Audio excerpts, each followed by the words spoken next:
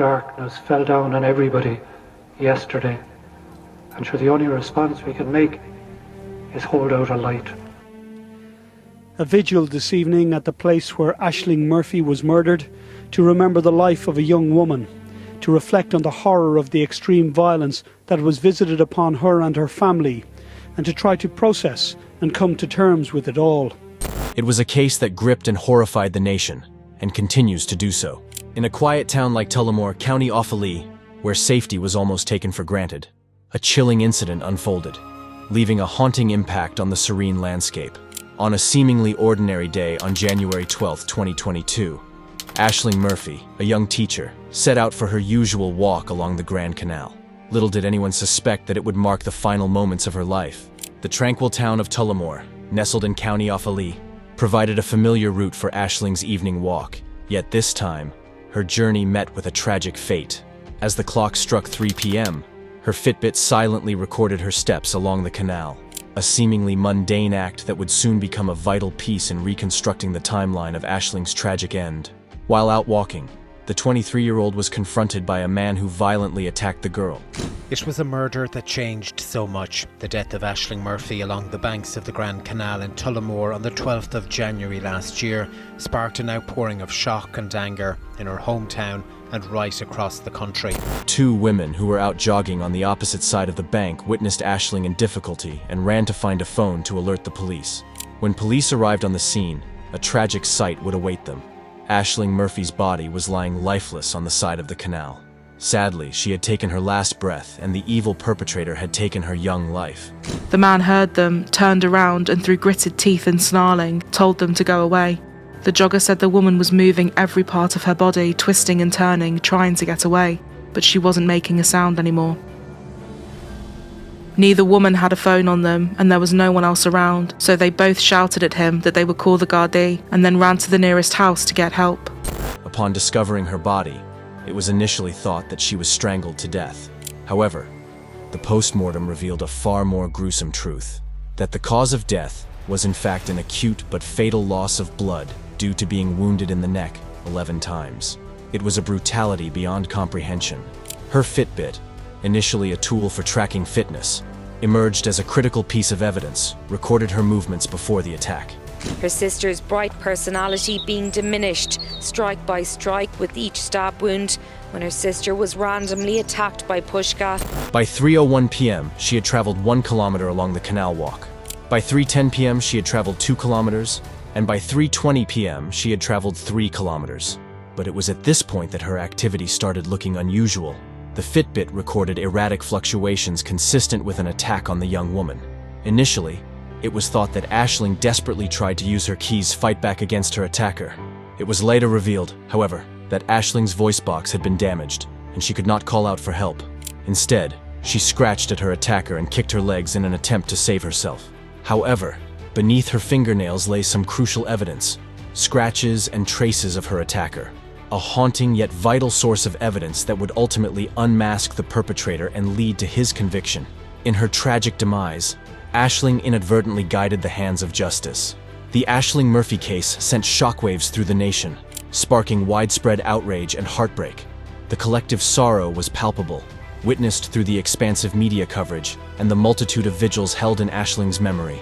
Thousands gathered not just in Ireland, but across international borders, standing united in a poignant display of support. Yet, the tragedy also ignited a critical dialogue, forcing society to confront the harrowing reality of violence against women. Police issued an appeal for information and revealed that they were looking for a lone male who was believed to be unknown to Ashling. An onslaught of people came forward with information surrounding the event. In the chilling case of one woman, she revealed how she had been followed by a mysterious man in Tullamore on a bike just 2 hours prior to Ashling's attack. This aligned seamlessly with the story of the attack, as a Falcon Storm mountain bike was recovered from the crime scene, which was linked to the perpetrator. Police were able to obtain CCTV footage of the bike on the day of the attack, which proved to be a fatal piece of evidence, as the man was now identified as wearing a black tracksuit along with black runners. Initially, police questioned a 40-year-old man who matched the description given by witnesses. He was interviewed and eventually released a day later, after being ruled out of the inquiry.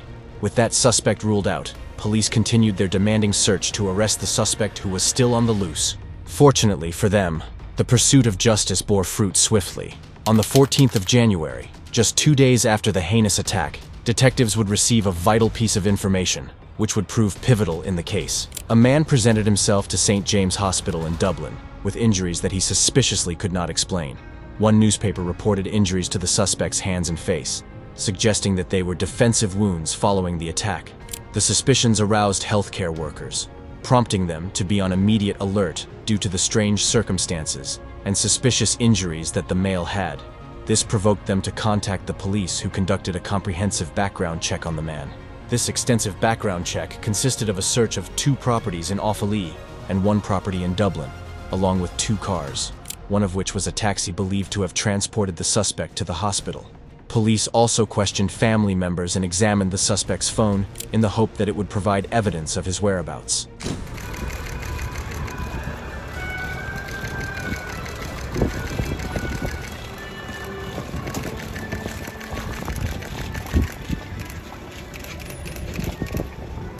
When the suspect was finally released from hospital, detectives wasted no time questioning him. As fate would have it, the 18th of January would be a moving day for everyone. Ashling Murphy was laid to rest on the same day as the chief suspect was discharged from hospital and arrested in connection with her death. The detectives investigating the murder of the 23-year-old primary school teacher last Wednesday have arrested a man in his 30s. He's currently being detained at Tullamore Garda Station under Section 4 of the Criminal Justice Act 1984, and that questioning could go on for some time. The country held its breath in anticipation, awaiting news of the suspect's charges. The long, anxious wait ended with a sigh of relief. A statement from the police confirmed the arrest of the suspect, assuring the public that streets were finally rid of the menace. Jozef Puska, the heartless perpetrator. But who was this sinister figure that heartlessly took a young woman's promising life in broad daylight?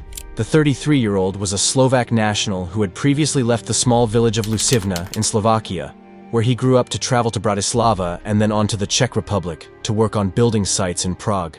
Jozef Puska's arrival in Ireland in 2013, along with his wife and 2 children, marked the beginning of a chapter entwined with tragedy. His migration mirrored that of his relatives, settling initially in Dublin, where his parents resided, and later embracing a life closer to his brothers in Tullamore. Alongside his wife, they expanded their family, welcoming 3 more children into the world. Eventually, they found a home in the serene village of Mucklag, nestled in County Offaly, a mere 10 minutes from Tullamore. For some background, Jozef Puska is originally from a small village in Slovakia. He left school by the age of 16, never finishing secondary school. Throughout his life, he spent some time living in the Czech Republic, where he worked as a construction worker for buildings. By 2015, he moved to Dublin, Ireland. At that time, he decided to settle down with his wife, and the 2 went on to have 5 children together. Initially a laborer on construction sites, Puska's life took an unfortunate turn due to a slipped disc in his back. This injury limited his ability to work, meaning he relied on disability allowances from the government. The injury made it difficult for him to perform physical tasks. He consequently claimed to spend most of his days helping at home, along with bringing his kids to and from school. Since neither he nor his wife drove, they relied on taxis and buses for transport. Puska, in his portrayal, painted a picture of familial harmony, speaking fondly of the profound bond he shared with his children, declaring their love for each other. However, contrasting testimonies from those acquainted with him painted an alarming difference.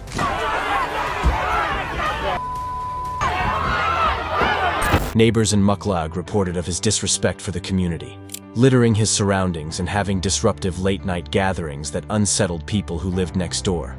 Former schoolmates recounted his troubled past, describing him as a weirdo, aggressive, and prone to fighting. Yet, it was amidst this contrasting portrayal that the spine-chilling truths began to unravel, setting the stage for a gripping trial. Part 2 will unfold the dramatic courtroom proceedings, exposing the elaborate layers of deception that engulfed the shocking case and captured the nation's attention with its haunting revelations. Stay tuned for the gripping account of Jozef Puska's trial and the tangled web of lies that unfolded. If you enjoyed this video, then please show your support for this channel by subscribing to the channel or leaving a comment with your thoughts on this video.